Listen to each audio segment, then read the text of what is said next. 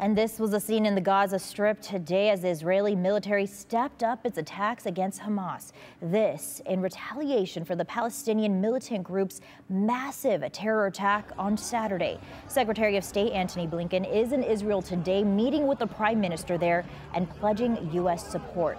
While in Washington, D.C., more aid to Israel hangs in the balance until House Republicans elect a new speaker. NBC's Alice Barr has the details. As the war intensifies in the Middle East, Israel is preparing for a potential ground invasion of the Gaza Strip, vowing to destroy the Hamas militant group that's still firing rockets. Secretary of State Antony Blinken in Israel meeting with the Prime Minister and underscoring U.S. support. As long as there's the United States, Israel will never be alone. Secretary Blinken seeing new images of the atrocities committed by Hamas terrorists and meeting with survivors, pleading for help to bring hostages home. First priority are our friends and family that are now in Gaza.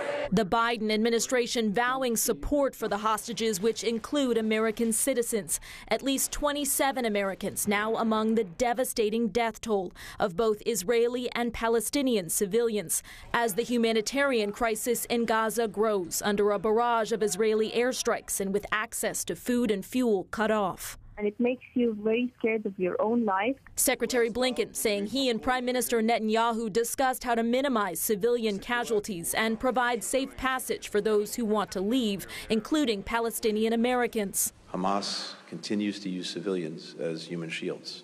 Starting tomorrow, the U.S. government arranging charter flights to get American citizens out of Israel. While in Washington, House Republicans are scrambling to get the speakerless chamber back in working order and ready to approve more aid for Israel.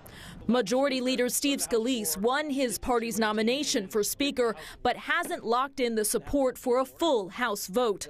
Political drama against the backdrop of war, terror, and grief. In Washington, Alice Barr, NBC News.